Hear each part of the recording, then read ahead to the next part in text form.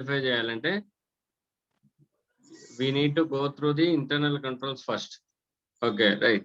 After verifying the potentiality of the internal controls, that means whether the internal controls are effective or not effective, then we need to decide to what extent we need to verify the accounting system, to what extent we need to understand the accounting system, and to what extent we need to follow the audit procedures, apply the audit procedures. అంటే auditing techniques అన్ని కూడా ఏ extent వరకు కూడా మనం చేయాలి అనేది మనకి అప్పుడు తెలుస్తుంది. ఓకేనా, right. Next, that means evaluation of accounting system and internal control. Next, reviewing the system and procedures. Reviewing the system and procedures. అంటే వాళ్ళు ఎస్టాబ్లిష్ చేసుకున్న సిస్టమ్స్ కానీ వాళ్ళు పెట్టుకున్న ప్రొసీజర్స్ కానీ ఒకసారి రివ్యూ చేయాలి. Okay, next vouching of the transactions. Vouching అంటే ఏంటో మీకు చెప్పాను కదా. What you mean by watching?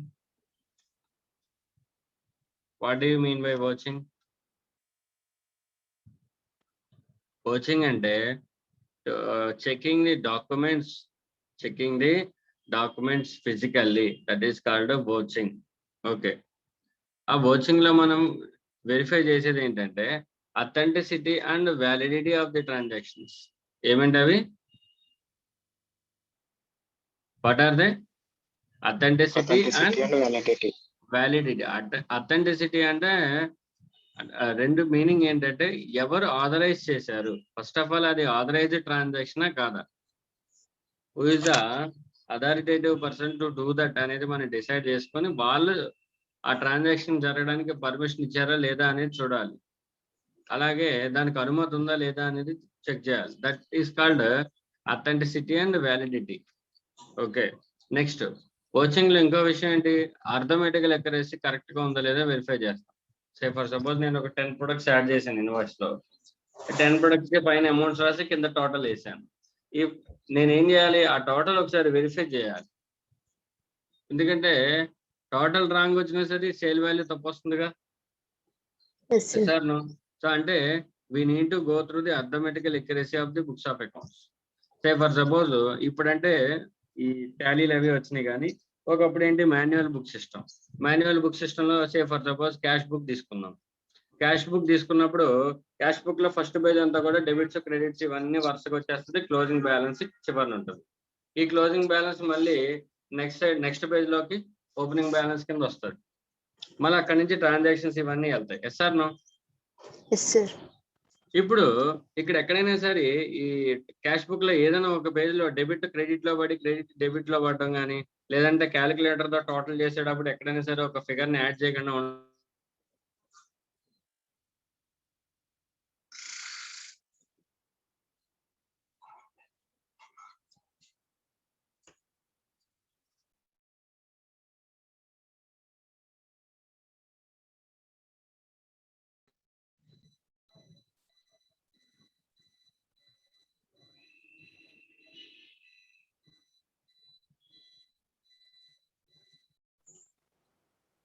ఆ క్యాష్ బుక్ లో ఎక్కడైనా సరే ఏదైనా ఒక అమౌంట్ మిస్ అవ్వడం కానీ ఏదైనా జరిగింది అనుకో, దానివల్ల ఏమవుతుంది, ఆటోమేటిక్ గా క్యాష్ బుక్ బ్యాలెన్స్ కరెక్ట్ రాదు.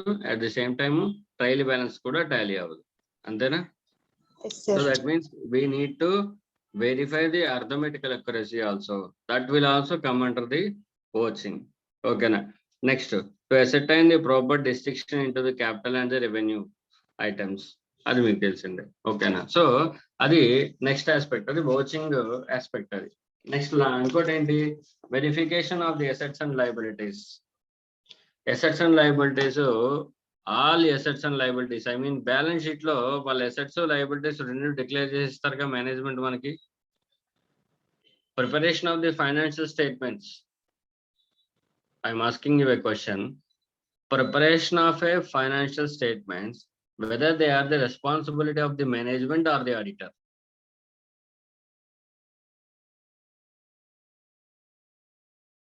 Management. So preparation of the financial statements is nothing but the responsibility of the management. Very good. The management has prepared the profit and loss account and the balance sheet and given to me in order to audit. Okay. Tell me the assets and liabilities that are recorded in the balance sheet are belonging to the company or not. అంటే management వాళ్ళు balance sheet లో ఒక asset కానీ ఒక liability కానీ declare చేసి management sign చేసి ఇచ్చిందంటే మేనేజ్మెంట్ వాళ్ళు నాకు ఏం చెప్తున్నట్టు ఆ అసెట్స్ అండ్ లైబిలిటీస్ కంపెనీ ఇవే అని నాకు చెప్తున్నట్టు, అంతేనా? దట్ మీన్స్ వాళ్ళు చెప్పారు ఏమని, on the face of the balance sheet they have return some assets and liabilities and they put their sign on it. Okay, ఇప్పుడు యాజ్ అన్ ఆడిటర్ నేనేం చేయాలి? వాళ్ళు వాళ్ళవని చెప్పిన ఆస్తులన్నీ కూడా ఉన్నాయో లేదో నేను ఫిజికల్ గా వెరిఫై చేయాలా వద్దా? చెయ్యాలి sir. Either through physically or through the title of document I need to verify the existence and the ownership of the assets. Yes or no? Yes sir. Right. In the same way, on the liability side of the balance sheet, they have declared some liabilities. I need to verify the liabilities also, whether they are the obligations of the company or not. Okay. Next, statutory compliances. Along with this doing of the business, they need to comply with the various statutes. I have told you some examples of the statutes, etc., like the Companies Act, Income Tax Act, Goods and Service Tax Act, PF Act, Bonus Act, EPF Act, and the Factories Act, Labor Acts, and some other acts, whatever it may be. They need to comply with them strictly. If they violate any of the provisions, that will have the impact on the continuance of the business. Yes or no? That we need to verify. Okay. Next, finally, finally the output of the audit is nothing but expression of an opinion. We need to express an opinion on the true and fair view of the financial statements. That financial statements will consist of the profit and loss account, balance sheet, and the cash flow statements also. Okay. Next, reporting on the other matters as required by the law governing the entity. That means అంటే మనం చేసే audit కి వాళ్ళకి అప్లికే authorities ఉంటారు కదా, వాళ్ళు కనుక మనల్ని మీరు యాజ్ అన్ ఆడిటర్ గా నాకు ఇటువంటి రిపోర్ట్ కూడా ఒక స్పెసిఫిక్ రిపోర్ట్ ఇవ్వని ఆ గవర్నింగ్ అథారిటీ కనుక మనకి చెప్తే then we need to report on that order also. అర్థమైందమ్మా మీకు? సపోజ్ నేను ఆ కంపెనీకి ఇన్కమ్ ట్యాక్స్ ఆడిట్ చేయడానికి వెళ్ళాను, ఓకేనా? అయితే వాళ్ళకి ఇన్సూరెన్స్ యాక్ట్ కూడా అప్లికేబుల్ అవుతుంది. That means it is an insurance company అనుకుందాం. ఇన్సూరెన్స్ కంపెనీ వాళ్ళు ఏం చేశారంటే, ఓకే నువ్వు ఇన్కమ్ ట్యాక్స్ ఆడిట్ చేస్తున్నావు కదా, దాంతో పాటు నాకు వేరే ఒక ఫామ్ ఇస్తాను, అది కూడా నాకు సర్టిఫై చేసి ఆ కంపెనీ గురించి అని అడిగారు. అంటే వేరే అథారిటీ వేరే ఫార్మాట్ అడిగింది కదా నన్ను, వేరే సర్టిఫికేట్ అడిగింది కదా నన్ను. Yes or no? దానికి కూడా నేను రిపోర్ట్ చేయాల్సి ఉంటుంది. ఓకేనా? రిపోర్టింగ్ ఆన్ అదర్ మ్యాటర్స్ అంటే అదే as required by the law governing the entity. ఆ ఎంటిటీకి అప్లికబుల్ అయ్యే లాస్ ఏవైతే ఉన్నాయో వాటి ప్రకారం కూడా నేను రిపోర్ట్ చేయాల్సి ఉంటుంది. Okay, right. These are the aspects to be covered under the audit. నేను ఆల్రెడీ మీకు చెప్పాను సార్, ఆడిట్ మ్యాండేటరీనా చెప్పా. కొన్ని ఎంటిటీస్ కి మ్యాండేటరీ, కొన్ని ఎంటిటీస్ కావాలంటే చేయించుకోవచ్చు అని చెప్పాను. గుర్తుందా మీకు? Statutory requirement unte, then it is a mandatory audit. If there is no statutory requirement, then we can get the books of accounts audited voluntarily. Sir, evaru mandatory ga cheyinchukovali, evaru voluntary situation loki vastaru? Let us see. Any company governed by the Companies Act 2013. Ante edaina company, and that means any company which is formed as per the Companies Act 2013 is mandatorily required to get books of accounts audited. Andalo no doubt. Okay. Next, banking companies governed by the Banking Regulation Act. And ippudunna banks anni kuda mandatory audit cheyinchukovali. Next, electricity companies, AP Genco. Okay. Next, AP DCL. Ivanni kuda electricity companies. Okay na? ఇవన్నీ కూడా audit చేయించుకోవాలి as per the electricity act. Next cooperative societies registered under the cooperative societies act. మనం చూస్తున్నాం cooperative societies ఉంటాయి కదా, అవి ఆ act ప్రకారం రిజిస్ట్రేషన్ ఆడిట్ చేయించుకోవాలి. Public and charitable trust registered under the various religious and endowment act. అంటే వాళ్ళకి ఏమన్నా ఒక ఎంటిటీకి స్పెసిఫిక్ స్టాట్యూట్ కనుక ఆడిట్ చేయించుకోమని చెప్తే then they are mandately required as per the law to get their books of accounts audited. క్లియరా? అది మ్యాండేటరీ ఆడిట్. మరి వాలంటరీ ఆడిట్ అంటే ఏంటి సార్? చూడండి, audit of accounts of proprietary entities or the partnership firms or HUF etcetera. Audit of accounts of the proprietary entities, partnership firms or HUF etcetera. ఒక individual ఉన్నాడమ్మా, ఏదో some kirana and general stores చేయించుకుంటున్నాడు, వాడికి ఏదన్నా companies act applicable అవుతుందా? Proprietary concern కి companies act applicable అవ్వదు. Companies act ఎవరికి అవుతుంది? ఓన్లీ కంపెనీకి మాత్రమే అప్లికేబుల్ అవుతుంది. Yes or no?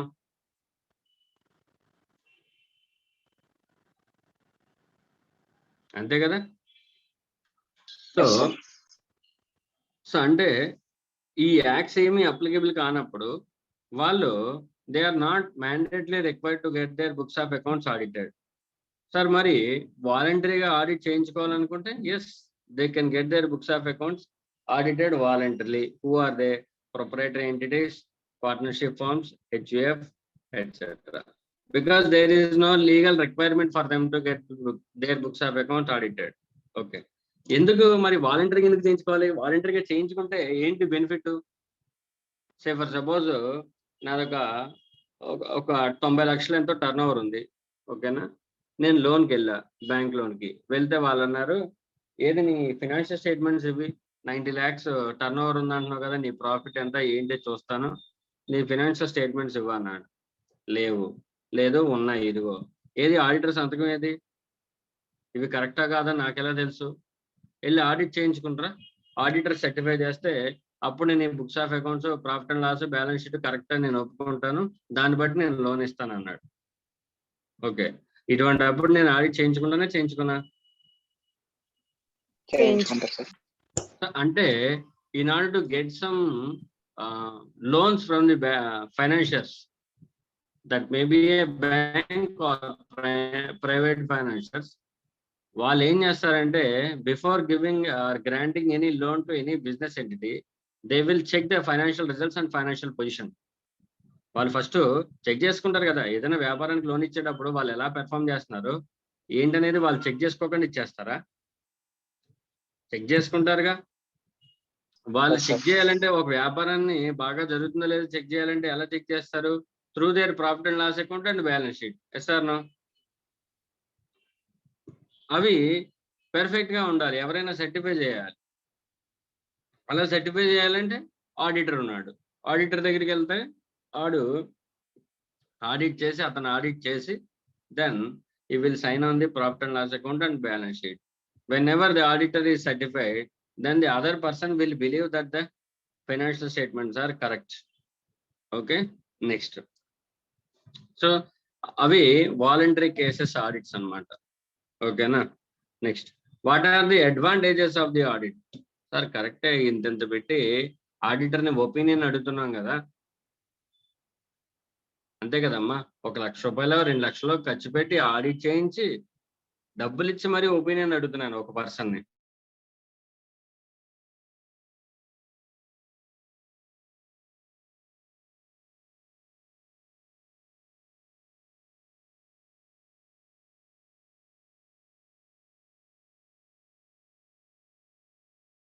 ఎవరికి అడ్వాంటేజ్ అనేది మనం చూద్దాం. That means advantages of the audit of financial statements అంటే బుక్స్ ఆఫ్ అకౌంట్స్ ఆడిట్ చేయించడం వల్ల ఎవరెవరికి ఉపయోగం? ఓకే, ఫస్ట్ ఎవరికి? Protect the interest of the fund providers. Protect the interest of the fund providers. ఒక బిజినెస్ ఎంటిటీకి, that take it as a company, who are the fund providers చెప్పండి నాకు. ఒక బిజినెస్ ఎంటిటీకి ఫండ్ ప్రొవైడర్స్ ఎవరెవరు ఉంటారు చెప్పండి, in case it is a company. Shareholders. Shareholders are the fund providers. Or the debentures are the fund, debenture holders are the fund providers. In case it is a partnership firm, partners are the fund providers. ఓకేనా? ఇప్పుడు ఎవరికైనా ఉంటుంది కదా, మనం ఎంత డబ్బులు ఇస్తున్నాం, వాడు ఏం చేస్తున్నాడు ఏంటో అని తెలుసుకోవాలని మనకు అనిపిస్తుంది కదా. సో ఆడిటర్ కనుక ఆ బుక్స్ ఆఫ్ అకౌంట్స్ ఆడిట్ చేసి అందులో ఉన్న మిస్టేక్స్ కానీ లేదంటే అందులో ఉన్న జెన్యూనిటీ కానీ చెప్తే దానివల్ల మనకి అంటే ఫండ్ ప్రొవైడర్స్ ఎవరైతే ఉన్నారో వాళ్ళకి బెనిఫిటేగా. Yes. Next, moral check on the employees. ఆ కంపెనీలో ఎంప్లాయీస్ అందరూ ఉంటారు. ఇప్పుడు ఫ్రాడ్ చేయడానికి చాలా ఛాన్సెస్ ఉంటాయి. ఫ్రాడ్ ఎవరెవరు చేయొచ్చు అంటే, ఒకటి మేనేజ్మెంట్ ఫ్రాడ్ చేయొచ్చు, లేదా 2 ఎంప్లాయీస్ ఫ్రాడ్ చేయొచ్చు. Yes or no? ఒక కంపెనీలో ఫ్రాడ్ జరిగిందంటే దాని అర్థం ఐదర్ ఎంప్లాయీస్ అయినా చేసుంటారు, లేదంటే మేనేజ్మెంట్ అయినా చేసుంటారు. అంతేగా?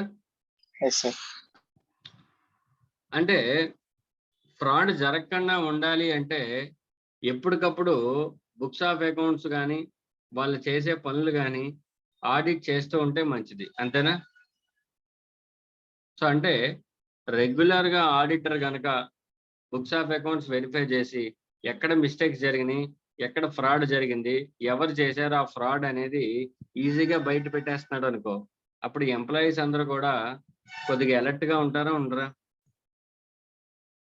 అమ్మో ఆడిటర్ ఉన్నాడు, వాడు చాలా తెలివైనడు, మనం ఏదైనా మిస్టేక్ చేసామా లేదంటే ఏదైనా కావాలని ఫ్రాడ్ చేస్తే ఈజీగా బుక్స్ ఆఫ్ అకౌంట్స్ లో ట్రేస్ అవుట్ చేసి ఎవరు చేశారు అనేది కనిపెట్టేస్తున్నాడు అని వాళ్ళకి అర్థమైంది అనుకో, then they will slow down their fraud, they will stop their doing fraud. అంతేనా?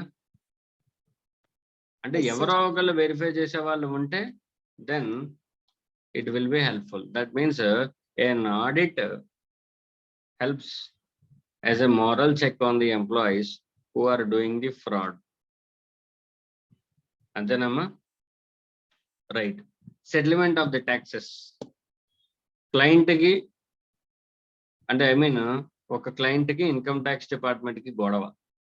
క్లయింట్ ఏమో ఒక పర్టికులర్ ఇన్కమ్ మీద నేను ట్యాక్స్ కట్టాల్సిన అవసరం లేదు, ఇది ఎగ్జామ్టెడ్ ఇన్కమ్ అంటాడు.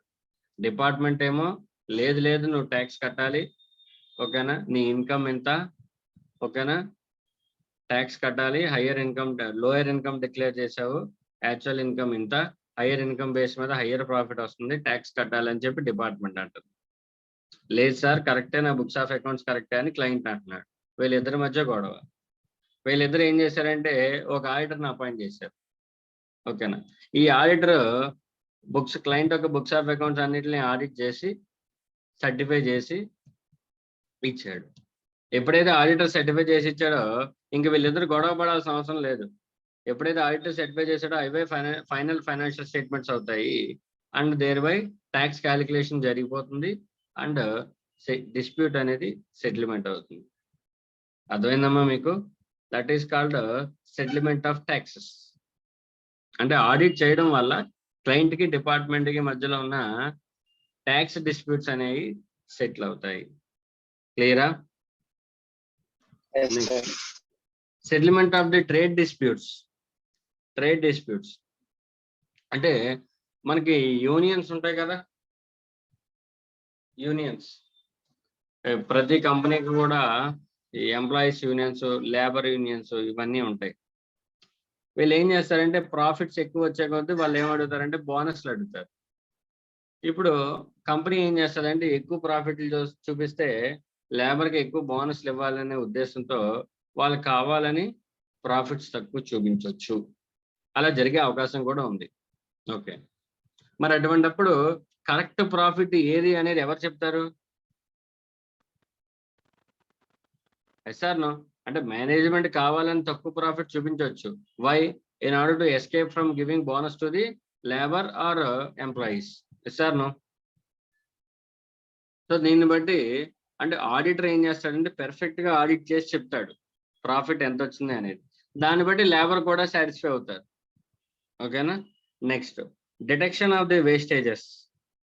డిటెక్షన్ ఆఫ్ ది వేస్టేజెస్ అంటే say for suppose that may be a production process or the administrative process. Production జరుగుతున్నప్పుడు మనకి రా మెటీరియల్ కానీ ఫినిష్డ్ గుడ్ యూజ్ చేసి ఫినిష్డ్ గుడ్ ని ప్రిపేర్ చేసే టైంలో మనకి వేస్టేజెస్ అనేవి ఎక్కువ ఉంటాయి. ఓకేనా? సో వేస్టేజెస్ ని మిటిగేట్ చేయడం కూడా ఆడిటర్ కి హెల్ప్ చేస్తాడు. ఓకేనా? అంటే రా మెటీరియల్ కన్జంప్షన్ ఎంత జరిగింది ఫినిష్డ్ గుడ్ కి, యాక్చువల్ గా ఎంత జరగాలి, ఎంత జరిగింది, స్టాండర్డ్ గా ఎంత జరగాలి అనేది కంపేర్ చేసి మనకి వేరియన్సెస్ ఫైండ్ అవుట్ చేసి చెప్తాడు మనకి ఆడిటర్. చెప్పి నీకు ఎక్కువ వేస్టేజెస్ అవుతున్నాయి అని మనకి చెప్తాడు. దాన్ని బట్టి కూడా మనం వేస్టేజెస్ ని కరెక్ట్ చేసుకోవచ్చు. నెక్స్ట్, ఆడిట్ చేయడం వల్ల బుక్స్ ఆఫ్ అకౌంట్స్ అనేవి ఎప్పటికప్పుడు ప్రాపర్ గా మెయింటైన్ అవుతుంటాయి. Next, appraisal of the controls. అంటే ఆడిట్ చేయడం వల్ల మనకేం తెలుస్తుంది అంటే ఇంటర్నల్ కంట్రోల్స్ ఎప్పటికప్పుడు ఆడిటర్ వెరిఫై చేస్తాడు. వెరిఫై చేసి ఇంటర్నల్ కంట్రోల్స్ పర్ఫెక్ట్ గా ఉన్నాయా లేదా అనేది ఒక అప్రైజల్ చేస్తాడు. ఓకేనా? Next, admission or retirement of partner. ఇప్పుడు పార్ట్నర్షిప్ ఫర్మ్స్ లో పార్ట్నర్ అడ్మిషన్ కానీ పార్ట్నర్ రిటైర్మెంట్ కానీ జరిగినప్పుడు బుక్స్ ఆఫ్ అకౌంట్స్ ఒకసారి ఫైనలైజ్ చేయాలా వద్దా? చెయ్యాలి. బికాజ్ ఎందుకంటే క్యాపిటల్ సెటిల్మెంట్ చేయాలిగా.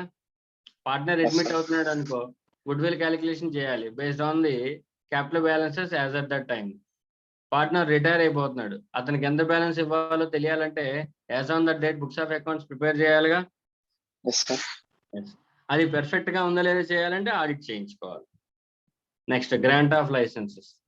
కొన్ని గవర్నమెంట్ డిపార్ట్మెంట్స్ ఏం చేస్తాయంటే లైసెన్స్ గ్రాంట్ చేయాలంటే ముందు ఆడిటెడ్ ఫైనాన్షియల్ స్టేట్మెంట్స్ అడుగుతాయి. ఓకేనా?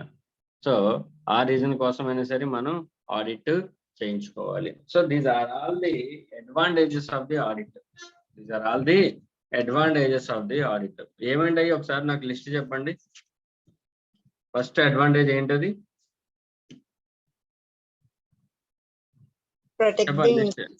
For the fund providers. Okay. Next, moral check on the employees. Settlement of tax disputes. Settlement of trade disputes. Detection of wastage.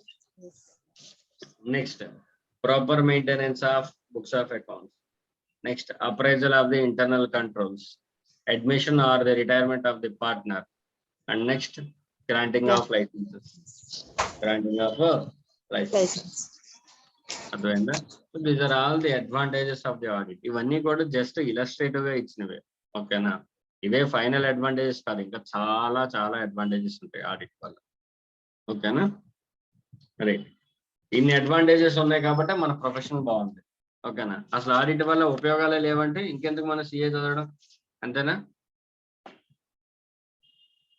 Right. So next, before going to another concept, let us see the list of standards on auditing. Standards on auditing అసలు మొత్తం ఎన్ని ఉన్నాయి ఏంటి ఒకసారి చూద్దాం. ఓకేనా? SQC1 first standard ఏంటమ్మా? SQC1. మీరు ఒక పని చేయండి, నాకు గూగుల్ ఓపెన్ చేసి కాసేపు అయిన తర్వాత list of standards on auditing అని ఉంటుంది. మీ దగ్గర మెటీరియల్ లేదు కాబట్టి చెప్తున్నాను, లేదంటే మీ బుక్ లో ఉంటుందిగా, ICAI మెటీరియల్ లో ఉంటుందిగా list of standards on auditing. నాకు రేపు వచ్చేటప్పుడు ఏం చేస్తారంటే నేను స్టాండర్డ్ నెంబర్ చెప్తే మీరు పేరు చెప్పాలి. ఆ విధంగా మీరు చదువుకుంటూ రావాలి. ఓకేనా? రైట్. నేను మామూలుగా మీకు ఎక్స్ప్లెయిన్ చేసుకుంటూ వెళ్తాను. ఒకసారి స్టాండర్డ్స్ చూడండి. First of all quality control standards ఉంటాయి. SQC1 and SA 220 are the quality control standards. SQC1 దేని గురించి అమ్మా? Quality control for firms that perform audits and review of historical financial information and other assurance and related service engagements. ఈ SQC1 ఎక్కడ quality గురించి మాట్లాడుతుంది? ఎవరి quality గురించి మాట్లాడుతుంది? Quality control of for firms, that means partnership firms. ఆ partnership firms ఏం చేస్తాయంట? That are engaged in or that perform audits. అంటే నథింగ్ బట్ ఆడిట్ ఫర్మ్స్ లో ఉండాల్సిన క్వాలిటీ గురించి చెప్తుంది. ఎవరి గురించి? ఆడిట్ ఫర్మ్స్ లో ఉండాల్సిన క్వాలిటీ గురించి చెప్తుంది. అంటే నేను ఒక ఆడిటర్ని, ఓకేనా, నేను ప్రాక్టీస్ పెట్టుకున్నాను. Okay, mine is an audit firm. Okay, I'm performing audits.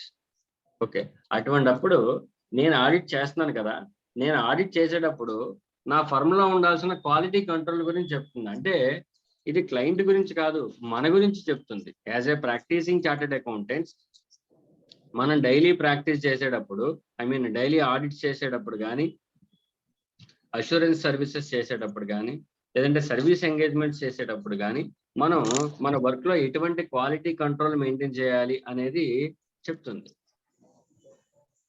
SQC1 అనేది. అంటే SQC1 is not related to clients. SQC1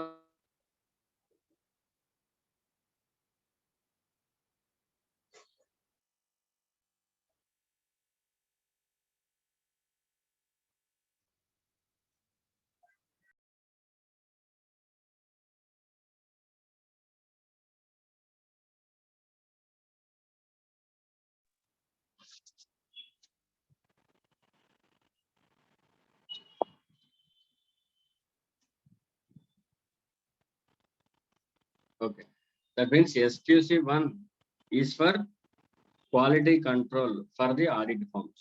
Clear? Next, అలాగే 200 సిరీస్ లో SA 220 స్టాండర్డ్ నెంబర్ ఎంత అన్నది? SA 220. అది కూడా క్వాలిటీ రిలేటెడ్. చూడండి, quality control for an audit of financial statements. అంటే ఫైనాన్షియల్ స్టేట్మెంట్స్ ఆడిట్ చేసేటప్పుడు ఎటువంటి క్వాలిటీ మెయింటైన్ చేయాలి అనేది. ఓకేనా, రైట్. సో తర్వాత మీరు ఒకసారి ఈ పేజ్ మొత్తం చూడండి. సిరీస్ కనబడుతుందా మీకు? ఇదంతా SA 200 సిరీస్, తర్వాత SA 300 సిరీస్, తర్వాత 400 సిరీస్, 500 సిరీస్, 600, 700 సిరీస్. వెనకాల పేజీలో 800 సిరీస్ కూడా ఉంది.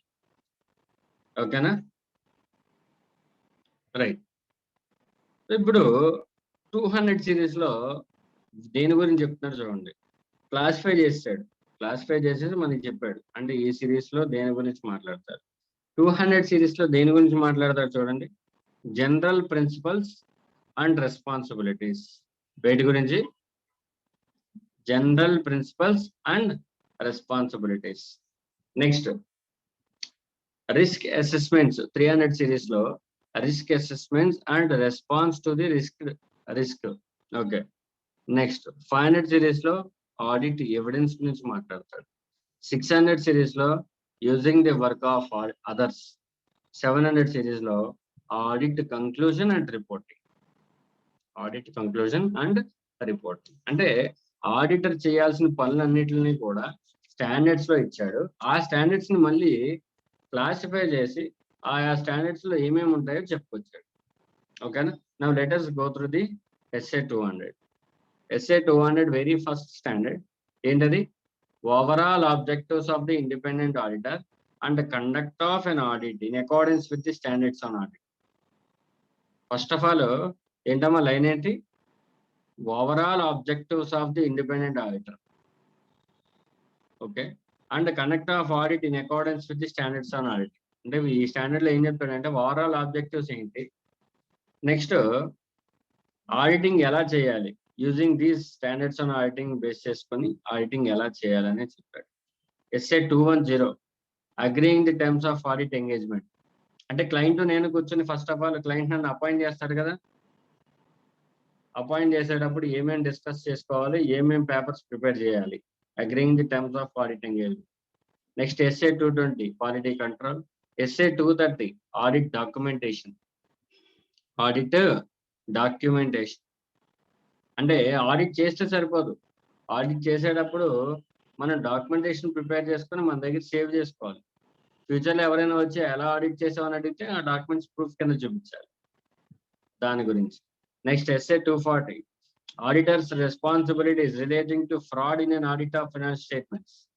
అంటే ఏదైనా ఫైనాన్షియల్ స్టేట్మెంట్స్ లో ఎంటిటీకి ఆడిట్ చేసేటప్పుడు ఫ్రాడ్ కనుక కనిపించింది అనుకో, అప్పుడు మన రెస్పాన్సిబిలిటీస్ ఏంటి? Okay, next SA 250 consideration of laws and regulations in an audit of finance statements. ఇందాక చెప్పాను మీకు, ఆడిట్ చేసేటప్పుడు ఆ కంపెనీకి రిలేటెడ్ లాస్ అండ్ రెగ్యులేషన్స్ కూడా కంపెనీ ఫాలో అయిందో లేదో చెక్ చేయాలని చెప్పాను, గుర్తుందా? Yes sir. దాని గురించి ఒక standard. Next SA 260 communication with those charged with governance. అంటే మనం ఆడిట్ చేసేటప్పుడు అప్మార్ట్లో ప్రతిసారి కూడా మేనేజ్మెంట్ తో డిస్కస్ చేయాలి కదా, అంతే కదా? ఈ మిస్టేక్స్ ఉన్నాయి, ఆ మిస్టేక్స్ ఉన్నాయని మేనేజ్మెంట్ తో డిస్కస్ చేయాలి కదా. చేయాలి సార్. అలా డిస్కస్ చేసేటప్పుడు ఏ విధంగా వాళ్ళతో కమ్యూనికేట్ చేయాలి, కమ్యూనికేట్ చేసే పద్ధతులు ఏంటి, అది కూడా 260లో చెప్తాడు. 265 communicating deficiencies in internal control to those charged with governance. అంటే ఇంటర్నల్ కంట్రోల్స్ లో డెఫిషియన్సీస్ ఉంటే ఎలా చెప్పాలి మేనేజ్మెంట్ కి. And next SA 299 joint audit of finance statements. Joint audit అంటే ఏదైనా కంపెనీకి బాగా పెద్ద కంపెనీ ఉందనుకో, ఒక్క ఆడిటర్ మాత్రమే సరిపోడుగా. అప్పుడు ఏమవుతుంది, 2-3 ఆడిటర్లు కానీ అంతకుమించి కానీ ఆడిటర్లు కానీ అపాయింట్ చేయాలి. Yes or no? మరి అటువంటిప్పుడు 2-3 ఉన్నప్పుడు ఎవరు ఏ ఏరియాలో చేయాలి, నెక్స్ట్ వాళ్ళ రెస్పాన్సిబిలిటీస్ ఏంటి అనేది క్లియర్ గా ముందే డిక్లేర్ చేయాలిగా. ఇప్పుడు పెద్ద కంపెనీ ఉందమ్మా, అందులో debtors, creditors, sales, purchases, expenditures, liabilities, capital, ఇంకా ఫిక్స్డ్ అసెట్స్, ఇలా చాలా క్లాసిఫికేషన్స్ ఉన్నాయి. ఒక్కొక్క దానికి కొన్ని వందల లిస్టులు ఉన్నాయి అనుకున్నాం. ఓకేనా? వాటన్నిటిని వెరిఫై చేయాలంటే ఒక ఆడిటర్ సరిపోడు. అందుకని నేను ఏం చేశానంటే ఒక 10 ఆడిటర్లు పెట్టి, ఒక ఆడిటర్కి ఏమో సేల్స్ అప్ చెప్పా, ఒక ఆడిటర్కి పర్చేజ్ అప్ చెప్పా, ఒక ఆడిటర్కి ఎక్స్పెండిచర్స్, ఒక ఆడిటర్కి ఏమో లయబిలిటీస్, ఒక ఆడిటర్కి ఫిక్స్డ్ అసెట్స్, ఒక ఆడిటర్కి కరెంట్ లయబిలిటీస్, ఒక ఆడిటర్కి క్యాపిటల్. ఓకేనా? ఇలా ఒక్కొక్కరికి ఒక్కొక్క ఏరియా వాళ్ళే అలాట్ చేసుకున్నారు. అంటే జాయింట్ ఆడిటర్స్ ఉన్నప్పుడు వాళ్ళ రెస్పాన్సిబిలిటీస్ ఎలా ఉంటాయి, if you are a joint auditor what you have to do అనేది ఇక్కడ తెలుస్తుంది మనకు. అర్థమైందా? Next 300 series planning and audit of financial statements. First of all మీరు ఎగ్జామ్ ప్రిపేర్ అయ్యేటప్పుడు ఎలా అయితే ప్లానింగ్ వేసుకుంటున్నారో, యాజ్ అన్ ఆడిటర్ మనం కూడా ఆడిట్ చేసే ముందు we need to prepare a plan, programme, అలాంటివి ప్రిపేర్ చేయాలి. ఓకేనా? Next SA 315 identifying and assessing the risk of material misstatement through understanding the entity and it's environment. ఇప్పుడు మీరు ఏదైనా ఒక కంపెనీకి ఆడిట్కి వెళ్తున్నారనుకో, ఫస్ట్ ఆఫ్ ఆల్ ఆ కంపెనీ ఏంటి, ఏం బిజినెస్ చేస్తుంది, దాని స్కోప్ ఎంత, దాని ఏరియా ఆఫ్ ఆపరేషన్స్ ఎక్కడున్నాయి, దాని ఫైనాన్స్ ఎవరు చేస్తున్నారు, ఇదన్నీ తెలుసుకోవాలా వద్దా? తెలుసుకోవాలి కదా. ఏదైనా ఒక కంపెనీకి మనం ఆడిట్ చేస్తున్నామంటే జస్ట్ మనం వెళ్ళిపోయి డైరెక్ట్ గా P&L బ్యాలెన్స్ షీట్ తీసుకొని అన్ని వెరిఫై చేసి సంతకం పెట్టేసి రాంగా గుడ్డిగా. అసలు ఆ కంపెనీ ఏంటి, అందులో డైరెక్టర్స్ ఎవరు, వాళ్ళు ఎలాంటి వాళ్ళు, ఆ కంపెనీ ఏం బిజినెస్ చేస్తుంది, వాళ్ళు సేల్ చేసే ప్రొడక్ట్ ఏంటి, లేదంటే వాళ్ళ సర్వీస్ ఏంటి, ఆ సర్వీస్ రిసిపియెంట్స్ ఎవరు, చిన్నవాళ్ళ, పెద్దవాళ్ళ, మధ్య వయసు వాళ్ళ, నెక్స్ట్ ఆ కంపెనీ సేల్స్ అండ్ ప్రొడక్ట్స్ ఎక్కడ చేస్తుంది, ఆంధ్రాలోనా, ఇండియాలోనా, లేదంటే ఎంటైర్ వరల్డ్ లోనా, ఇవన్నీ కావాలిగా మనకి. ఆ కంపెనీ ఫైనాన్స్ స్ట్రక్చర్ ఏంటి, వాళ్ళే సొంతంగా ఫైనాన్సా, లేదంటే కంపెనీ దగ్గర పబ్లిక్ దగ్గర నుంచి ఫైనాన్స్ సేకరించారా, ఇవన్నీ తెలియాలా వద్దా మనకి? తెలియాలి. అలాగే ఆ కంపెనీలోని ఇంటర్నల్ రెగ్యులేషన్స్ అన్ని కూడా తెలియాలి. అంటే బిఫోర్ అసెసింగ్ ద రిస్క్, ఆ కంపెనీకి ఆడిట్ చేసే ముందు ఆ కంపెనీ గురించి మొత్తం తెలుసుకోవాలి. Understand the entity and it's environment మొత్తం తెలుసుకుని, ఆ తర్వాత దాని ప్రకారం వాళ్ళ రిస్క్ ఎంత ఉంటుందో తెలియాలి, మనం ప్రిడిక్ట్ చేయగల. ఆ రిస్క్ ని బట్టి మనం ఎంత ఆడిట్ చేయాలో తెలియాలి. అది ఎస్ఏ 315 లో చెప్తాడు. ఓకేనా? Next SA 320 materiality in planning and performing and audit. Materiality అంటే ఇంపార్టెన్స్. ఒక పెద్ద బ్యాలెన్స్ షీట్ ఉందమ్మా, కొన్ని కోట్ల రూపాయలది, అందులో ఒక చిన్న క్యాలిక్యులేటర్ 500 రూపీస్ పెట్టి కొన్నారు ఆ కంపెనీ వాళ్ళు, అది P&L లో ఎంటర్ చేయడం మర్చిపోయారు. ఓకేనా? అది మిస్టేట్మెంటా కాదా? ఫస్ట్ ఆఫ్ ఆల్ చెప్పండి. అది మిస్టేట్మెంటే, కరెక్ట్, అది రాంగే. దాన్ని తీసుకెళ్ళి ఎవరైనా ఆడిట్ రిపోర్ట్ రాస్తారా కొన్ని కోట్ల రూపాయలు ఉన్న దాంట్లో? రాయరు సార్. బికాస్ మెటీరియాలిటీ ఏది ఇంపార్టెంట్ ముందు అటువైపు కాన్సన్ట్రేట్ చేయాలి ఆడిటర్. ఓకేనా? అంటే while conducting the audit we need to confine to material items. ఓకేనా? ఏది మెటీరియల్ ఏది ఇమ్మెటీరియల్ అనేది డిపెండింగ్ అపాన్ ది సర్కమ్స్టాన్సెస్, అక్కడ ఉన్న పరిస్థితిని బట్టి అది మెటీరియల్ కాదా అనేది తెలుస్తుంది. ఓకేనా? నెక్స్ట్, సరే SA 330 రిస్క్ అంతా అసెస్మెంట్ చేశాను, ఎంత రిస్క్ ఉందో తెలిసింది నాకు. దాన్ని బట్టి నేను ఏం చేయాలి? రెస్పాన్స్ నేను ప్రిపేర్ చేసుకోవాలి. ఇంత రిస్క్ ఉంది కంపెనీలో అంటే ఆ కంపెనీలో ఫైనాన్స్ స్టేట్మెంట్స్ అన్నింటిలో కూడా ఇంత మెటీరియల్ మిస్టేట్మెంట్స్ ఉన్నాయి, దాన్ని ఎలా మిటిగేట్ చేయాలి అనేది నేను తెలుసుకోవాలి. Next SA 402 audit consideration relating to entity using a service organisation. Service organisation అంటే నాదొక కంపెనీ, నేను అవుట్పుట్ సర్వీస్ ప్రొవైడ్ చేస్తున్నాను, బాగానే ఉంది. కానీ నేను ప్రొవైడ్ చేసే సర్వీస్ నా దగ్గర ప్రిపేర్ అవ్వట్లే, వేరే ఒక కంపెనీ దగ్గర ప్రిపేర్ అవుతుంది. వాళ్ళు నాకు సర్వీస్ ప్రొవైడ్ చేస్తే అదే సర్వీస్ నేను వీళ్ళకి ప్రొవైడ్ చేస్తాను. అర్థమైందా? అంటే సబ్ కాంట్రాక్ట్ వర్కులు చేస్తున్నాను నేను. మరి అటువంటిప్పుడు అంటే నాకు వర్క్ వచ్చేదంతా ఎక్కడి నుంచి? వేరే కంపెనీ నుంచి వస్తుంది. మరి ఆ కంపెనీ దగ్గర సరిగ్గా జరిగితేనే కదా నా కంపెనీలో కరెక్ట్గా జరిగేది. Sir no. సో అంటే అక్కడ వాతావరణం ఎలా ఉంది, ఎలా వెరిఫై చేయాలంటే మనకు చెప్తాడు. Next SA 450 evaluation of the misstatements identified during the audit. Audit మొత్తం చేసావు, బాగానే ఉంది, మిస్టేట్మెంట్స్ ఫైండ్ అవుట్ అయినాయి కదా, దాన్ని ఏం చేయాలి, ఏ మిస్టేట్మెంట్ ని పెద్దదిగా తీసుకోవాలి, ఏ మిస్టేట్మెంట్ ని చిన్నదిగా తీసుకోవాలి, ఇది ఎవాల్యుయేషన్. అక్కడికి రిస్క్ అసెస్మెంట్ అయిపోతుంది. Next 500 SA 500 audit evidence. మీకు చెప్పాను ఆల్రెడీ, మనం ఏదన్నా ఫిగర్ కానీ అమౌంట్ కానీ పెర్ఫెక్ట్ గా ఉందా లేదా తెలియాలంటే ఫస్ట్ ఆఫ్ ఆల్ మనం ఏం అప్టైన్ చేయాలి? ఎవిడెన్స్ అప్టైన్ చేయాలి. ఆ ఆడిట్ ఎవిడెన్స్ కరెక్ట్ గా ఉంటే then books of accounts correct గా ఉన్నట్టు. ఆడిట్ ఎవిడెన్స్ కరెక్ట్ గా లేదనుకో బుక్స్ ఆఫ్ అకౌంట్స్ ఫ్రాడ్యులెంట్ గా ఉన్నట్టు. అంతేనా? రైట్. నెక్స్ట్ SA 501 కూడా audit evidences. Next SA 505 external confirmation. అంటే ప్రతిసారి ప్రతి ఎలిమెంట్ కి కూడా ఇంటర్నల్ గానే ఎవిడెన్స్ దొరకదు, ఒకసారి మనం బయట వాళ్ళని కూడా కనుక్కోవాలి కంపెనీ గురించి, అది external confirmations. SA 510 initial audit engagements opening balances. అంటే ఇయర్ నేను బ్యాలెన్స్ షీట్ ఆడిట్ చేయడానికి వచ్చాను, ఫైనాన్స్ స్టేట్మెంట్స్. ఇయర్ లో ఓపెనింగ్ బ్యాలెన్సెస్ ఉంటాయి కదా, అవన్నీ కూడా ఎక్కడి నుంచి వస్తాయి? లాస్ట్ ఇయర్ క్లోజింగ్ బ్యాలెన్సెస్ ఏనా? మరి last year books of accounts correct గా లేవనుకో క్లోజింగ్ బ్యాలెన్సెస్ అన్ని రాంగ్ ఉంటాయిగా. అవును సార్. మరి అదే క్లోజింగ్ బ్యాలెన్సెస్ తీసుకుని మళ్ళీ నేను ఇయర్ ఓపెనింగ్ బ్యాలెన్సెస్ కింద పెట్టి ఫినాన్షియల్స్ ప్రిపేర్ చేశాను అనుకో, ఇయర్ ఫినాన్షియల్ స్టేట్మెంట్స్ కూడా రాంగ్ అవుతాయిగా, ఎందుకంటే క్యుములేటివ్ ఎఫెక్ట్ కదా. అందుకని ఏమంటున్నాడంటే, బాబు నువ్వు ఆడిట్ చేసేటప్పుడు ఇయర్ ట్రాన్సాక్షన్స్ అని ఆడిట్ చేద్దు కానీ కంగారు పడకు, కాకపోతే ముందెళ్ళి ఓపెనింగ్ బ్యాలెన్సెస్ కరెక్ట్ గా ఉన్నాయో లేదో వెరిఫై చేసుకో అని చెప్తున్నాడు. అర్థమైందా? సో అంటే బిఫోర్ కండక్టింగ్ ది ఆడిట్ మనం ఓపెనింగ్ బ్యాలెన్సెస్ వెరిఫై చేయాలి. ఆ ఓపెనింగ్ బ్యాలెన్సెస్ ఎప్పుడు ఎలా వెరిఫై చేయాలని చెప్పడానికి ఒక స్టాండర్డ్.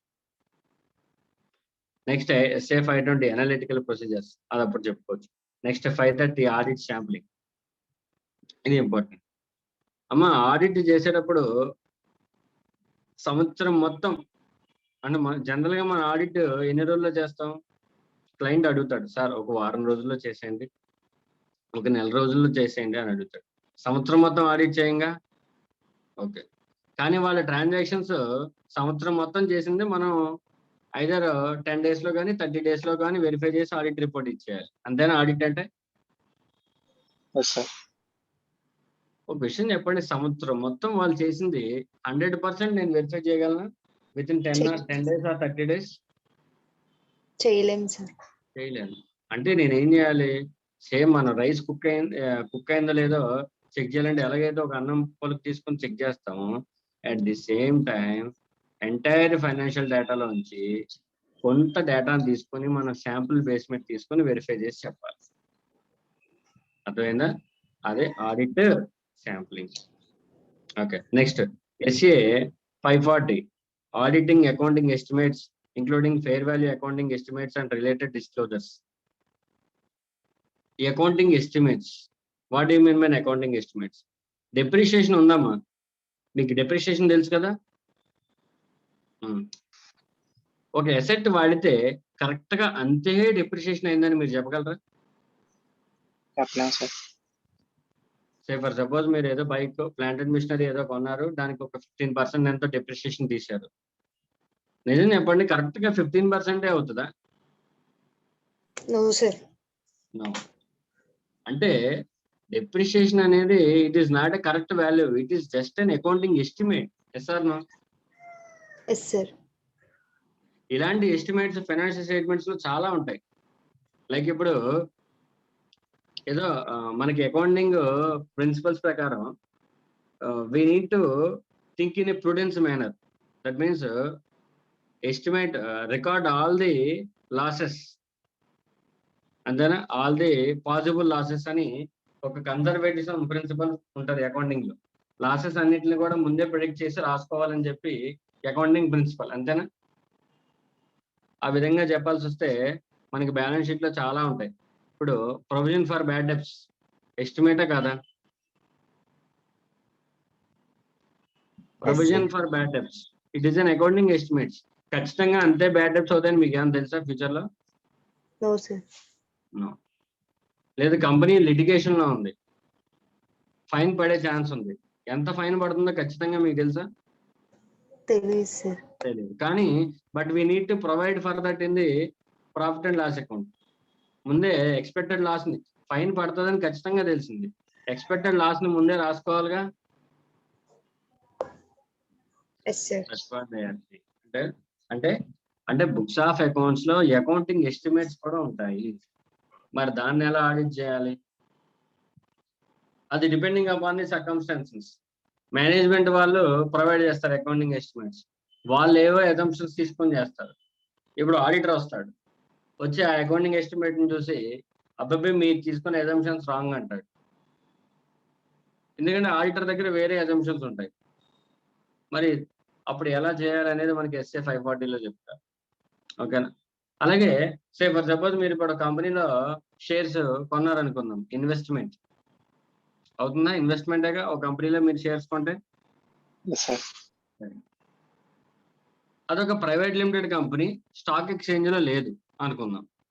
స్టాక్ ఎక్స్చేంజ్ లో ఉంటే యాజ్ ఆన్ 31st March కి స్టాక్ ఎక్స్చేంజ్ క్లోజింగ్ ఎంత రేట్ ఉందో అదే వాల్యూ అవుతుంది. అదే వాల్యూ బ్యాలెన్స్ షీట్ లో చూపిస్తాం ఇన్వెస్ట్మెంట్స్ దగ్గర, అవునా? రైట్. ఇప్పుడు ఆ కంపెనీ స్టాక్ ఎక్స్చేంజ్ లో లిస్ట్ అయ్యి లేదు. అటువంటిప్పుడు ఆ కంపెనీ యొక్క market value, share market value ఎంత ఉందో మనకు తెలుస్తుందా? తెలియదుగా. అంటే అప్పుడు మనం ఏం చేయాలంటే ఫెయిర్ వాల్యూ టెక్నిక్స్ ఉంటాయి. ఆ టెక్నిక్స్ ని యూజ్ చేసుకుని కొంతమంది ఎక్స్పర్ట్స్ ఒక అన్లిస్టెడ్ ప్రైవేట్ కంపెనీలో ఉన్న షేర్ ఎంత ఉందో వాళ్ళు ఎక్స్పీరియన్స్ బేస్ చేసుకుని క్యాలిక్యులేట్ చేస్తారు. అది తీసుకొచ్చి బ్యాలెన్స్ షీట్ లో పెడతారు. ఇప్పుడు ఆడిటర్ అది కరెక్టా కాదో సర్టిఫై చేయాలంటే ముందు ఆడిటర్కి నాలెడ్జ్ ఉండాలిగా. ఎవడో ఎక్స్పెక్ట్ చేశాడు ఫెయిర్ వాల్యూ క్యాలిక్యులేషన్, అది ఆడిటర్ వెరిఫై చేయాలా వద్దా? చేయాలి సార్. చేయాలి. అక్కడ మళ్ళీ ప్రాబ్లం. అప్పుడు ఎలా చేయాలి ఏంటి? 540 ఆ SA 540కి SA 620కి లింక్ ఉంటుంది, చూసుకోండి. నాకు రాదు ఫెయిర్ వాల్యూ కరెక్టా కాదో చెప్పడం, నాకు రాదు. ఆడిటర్ అయినంత మాత్రం అన్ని రావాలని నాకేం రూల్ ఏం లేదుగా, నేనేం సూపర్ మ్యాన్ కాదు కదా. ఓకే, అప్పుడు నేనేం చేస్తానంటే నేను నా వెనకాల ఒక ఎక్స్పర్ట్ ఉన్నాడు బాహుబలి లాగా. ఆ ఎక్స్పర్ట్ ని పిలిపించుకుని ఫెయిర్ వాల్యూ అకౌంటింగ్ ఎస్టిమేట్స్ కరెక్టా కాదా నేను వెరిఫై చేసి చెప్పొచ్చు. క్లియరా? Next SA 550 related parties. Related parties అంటే కంపెనీకి మేనేజ్మెంట్ కి సంబంధించిన రిలేటివ్స్. ఇప్పుడు రిలేటెడ్ పార్టీస్ అనేసరికి బిజినెస్ లో ఎంతో కొంత అవకతవకలు జరుగుతూ ఉంటాయి, అది కామన్. అంటే బయట వాడికి ఏ 100 రూపాయలు సేల్ చేస్తే రిలేటెడ్ పార్టీ వచ్చేసరికి అడిగి 50 రూపాయలకో 40 రూపాయలకో సేల్ చేస్తాం, అది కంపెనీకి లాసేగా. సో రిలేటెడ్ పార్టీస్ వల్ల కొన్ని ఫ్రాడ్ జరిగే అవకాశం ఉంటుంది, అవి ఎలా ఫైండ్ అవుట్ చేయాలి? Next SA 560 subsequent events. General గా ఆడిట్ రిపోర్ట్ ఎప్పుడు ఇస్తారో చెప్పండి. యాజ్ ఆన్ 31st మార్చ్ సాయంత్రానికి ఆడిట్ రిపోర్ట్ ఇచ్చేస్తారా? ఇవ్వడు sir. 31st March audit close అయిన తర్వాత ఏ 6 నెలలకో ఏ 5 నెలలకో ఆడిట్ చేసి ఆడిట్ రిపోర్ట్ ఇస్తాడు, అవునా? మరి బ్యాలెన్స్ షీట్ తర్వాత ఆడిట్ రిపోర్ట్ కి మధ్యలో చాలా ఈవెంట్స్ జరగవచ్చు. ఆ కంపెనీకి బెనిఫిట్ గా జరగవచ్చు, ఆ కంపెనీకి నెగిటివ్ గా జరగవచ్చు. మరి అవన్నీ ఆడిట్ రిపోర్ట్ లో చెప్పాలా వద్దా? అది subsequent events 560. Next SA 570 going concern. Company future లో బతుకుద్దంటావా లేదంటే చచ్చిపోతుందంటావా? అది SA 570. Okay. Next SA 580 written representations. ఒక item of the balance sheet కి లేదంటే ఒక item of the profit and loss account కి ఎవిడెన్స్ కలెక్ట్ చేయడానికి ట్రై చేశా, దొరకలేదు. ఓకేనా? అంటే వాళ్ళు ఏదో బ్యాలెన్స్ షీట్ లో ఒక ఎసెట్ రాశారు, దానికి ఎవిడెన్స్ ఫైండ్ అవుట్ చేయడానికి ట్రై చేశా, కానీ నాకు దొరకట్లేదు. ఎక్కడో బిల్డింగ్ ఉందని రాశారు బ్యాలెన్స్ షీట్ లో, ఆ బిల్డింగ్ దగ్గరికి వెళ్దామంటే ట్రాన్స్పోర్టేషన్ లేదు. అది కరెక్టో కాదో నాకు తెలియదు, బిజినెస్ ఆ బిల్డింగ్ అక్కడ ఉందో లేదో నాకు తెలియదు. సరే ఇప్పుడు వెళ్ళడం కుదరదు కదా అని చెప్పి నేను ఏం చేశానంటే మేనేజ్మెంట్ ని, సరే బిల్డింగ్ మీకు ఉంది, అది పక్కా మీ బిల్డింగ్ అని చెప్పి ఒక లెటర్ మీద రాసిమ్మని చెప్పా, స్టాంప్ వేసి. మరి ఫ్యూచర్ లో ఎవరైనా అడిగితే చూపించాలి కదా, నేను బిల్డింగ్ వెరిఫై చేసామని అడిగాను మేనేజ్మెంట్. పేపర్ మీద రాసివి అని అడిగా మేనేజ్మెంట్ అన్నారు ఓకే, వాళ్ళు జెన్యూన్ అనుకో రిటర్న్ రిప్రజెంటేషన్ రాసిస్తారు, వాళ్ళు జెన్యూన్ కాదనుకో రిటర్న్ రిప్రజెంటేషన్ రాసివ్వరు. దాన్ని బట్టి కూడా మనం మేనేజ్మెంట్ నిజం చెప్తుందా అబద్ధం చెప్తుందా అనేది ఫైండ్ అవుట్ చేయొచ్చు. Sir no sir SA 580. Next SA 600 using the work of other auditors. So for suppose నేను జంగారెడ్డిగూడెంలో ఉన్నాను, కాకినాడలో ఉన్నాను, హైదరాబాద్ లో నా కంపెనీ క్లయింట్ కి బ్రాంచ్ ఉంది. ఇప్పుడు నేను హైదరాబాద్ వెళ్ళడం కష్టం because of Covid regulations. Hyderabad లో నా ఫ్రెండ్ ఒకడు ఉన్నాడు ఆడిటర్, అతను ఆడిట్ చేయమని చెప్పా. ఇప్పుడు నేను ఏం చేసినట్టు, I used the work of other auditors, right? Sir no వేరే ఆడిటర్ ఒక వర్క్ తీసుకున్నాను కదా నేను, మరి అలా వర్క్ తీసుకున్నప్పుడు ఏమేమి జాగ్రత్తలు పాటించాలి? 600. SA 610 using the work of internal auditors. ఒక కంపెనీకి 2 ఆడిటర్స్ ఉంటారు, ఒకళ్ళు ఇంటర్నల్ ఆడిటర్స్, ఒకళ్ళు ఎక్స్టర్నల్ ఆడిటర్స్. ఇంటర్నల్ ఆడిటర్ అంటే ఆ కంపెనీలోనే ఉంటూ డైలీ ట్రాన్సాక్షన్స్ ని వెరిఫై చేసేవాడు ఇంటర్నల్ ఆడిటర్. ఎక్స్టర్నల్ ఆడిటర్ అంటే ఈడి మొత్తం అయిన తర్వాత, ఎండింగ్ అయిన తర్వాత అప్పుడు వచ్చి వెరిఫై చేసేవాడు ఎక్స్టర్నల్ ఆడిటర్. ఓకే, బాగానే ఉంది. మరి ఈ ఎక్స్టర్నల్ ఆడిటర్ ఆడిట్కి వెళ్ళినప్పుడు ఆల్రెడీ ఆ కంపెనీలో ఇంటర్నల్ ఆడిటర్ వర్క్ చేశాడు కదా, ఆడిట్ ఫంక్షన్స్ చేశాడు, ఆడిట్ డాక్యుమెంటేషన్ మెయింటైన్ చేశాడు. ఆ ఇంటర్నల్ ఆడిటర్ వర్క్ యూజ్ చేసుకోవచ్చా ఎక్స్టర్నల్ ఆడిటర్? యూజ్ చేసుకోవచ్చు. చేసుకోవచ్చు, ప్రొవైడర్ దానికి కొన్ని రూల్స్ అండ్ రెగ్యులేషన్స్ ఉంటాయి. అవి ఏంటనేది SA 610 లో చెప్తారు. ఒకవేళ ఆడిటర్కి వెళ్ళిన వర్క్ చోట కొద్దిగా డిఫికల్ట్ ఫ్రేజెస్ ఉన్నాయనుకో, డిఫికల్ట్ సిచ్యువేషన్స్ ఉన్నాయనుకో, అంటే ఆడిటర్ చేయలేడు అనుకో. ఎందుకంటే ఆడిటర్ ఏంటి, అకౌంటింగ్ ప్రొఫెషనల్, కొన్ని వేరే టెక్నిక్స్ ఉంటాయి, అవి ఆడిటర్కి తెలియదు. అప్పుడు ఎక్స్పర్ట్ ని యూజ్ చేసుకోవచ్చు ఆడిటర్. ఓకేనా? Right. Next last standards SA 700 farming and opinion and reporting on the finance statements. Audit report ఇవ్వాలి కదమ్మా మనం, మొత్తం ఆడిట్ చేసిన తర్వాత ఫైనల్ గా మనం ఇచ్చేదేంటి? Audit report. ఆ ఆడిట్ రిపోర్ట్ లో మన ఒపీనియన్ ఎలా ఫామ్ చేయాలి, ఎలా ఆడిట్ రిపోర్ట్ ఇవ్వాలి అనేది SA 700 లో తెలుసుకుంటాం. Next SA 701 communication of key audit matters in the independent auditors report. అంటే ఆడిటర్స్ రిపోర్ట్ లో ఒక పారాగ్రాఫ్ అన్నమాట ఇది, కీ ఆడిట్ మ్యాటర్స్ పారాగ్రాఫ్ అనేది. ఓకేనా?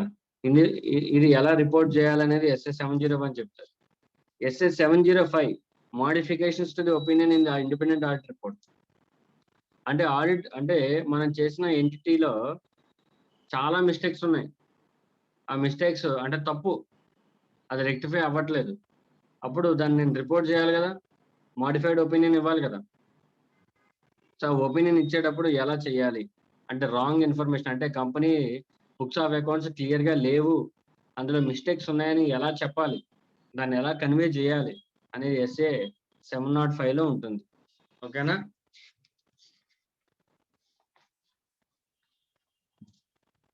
Next SA 706. SA 706 emphasis of the matter paragraph and the other matter paragraph in the independent auditors report. అంటే ఇది కూడా ఆడిట్ రిపోర్ట్ లో ఒక పారాగ్రాఫ్ గురించి చెప్తున్నాయి. ఏం పారాగ్రాఫ్ అది? EMP and OMP. ఈఎంపి అంటే ఎంఫసిస్ మ్యాటర్ పారాగ్రాఫ్, ఓఎంపి అంటే అదర్ మ్యాటర్ పారాగ్రాఫ్. ఈ రెండు పారాగ్రాఫ్లు ఆడిటర్ రిపోర్ట్ లో ఎప్పుడు పెట్టాలి, దేనికోసం పెట్టాలి, అది ఎస్ఏ 706 లో చెప్పి. అండ్ నెక్స్ట్ ఎస్ఏ 710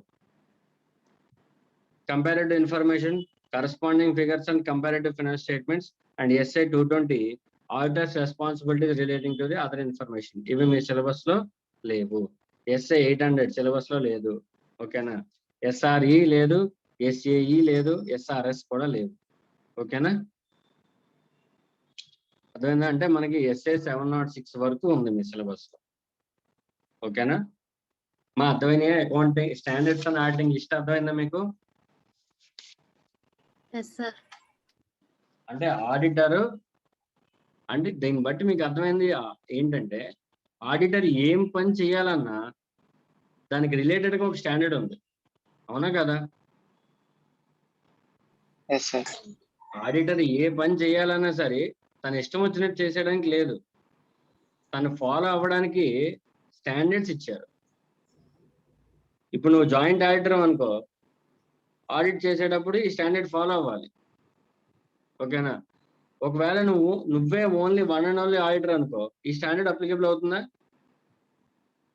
అవ్వదు సార్. అవ్వదు. అంటే ఆడిటింగ్ స్టాండర్డ్స్ ఫాలో అవ్వాలి, కానీ అన్ని స్టాండర్డ్స్ ఒకే చోట అప్లికేబుల్ అవ్వవు.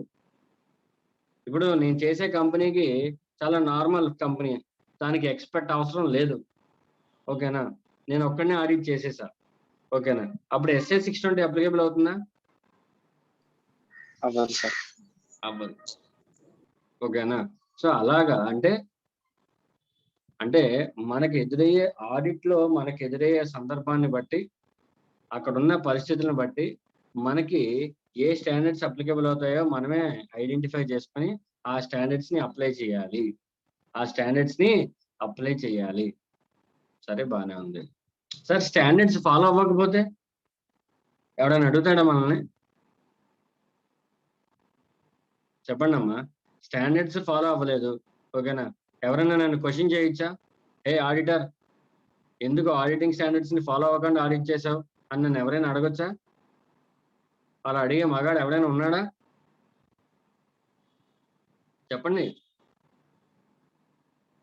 Yes, anyone can question me for not following the auditing standards while conducting the audit.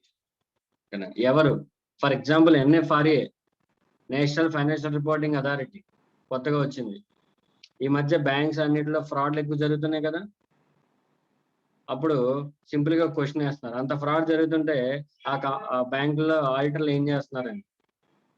అంటే ఆడిటర్లు సరిగ్గా పెర్ఫామ్ చేయట్లేదు అని బయట ప్రపంచానికి తెలుస్తుంది. అందుకని మనం సరిగ్గా ఆడిట్ చేస్తామో లేదనేది చూడడానికి కొత్తగా ఒక ఆర్గనైజేషన్ స్టార్ట్ అయింది.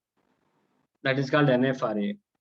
ఈ NFRA ఏం చేస్తారంటే మనం ఆడిట్ చేసిన తర్వాత ఆ ఆడిట్ ని స్క్రూటినీకి పిలుస్తారు. పిలిచి వాళ్ళు వెరిఫై చేస్తారు. ఎక్కడైనా సరే వాళ్ళ ఫైండింగ్స్ లో కనుక మనం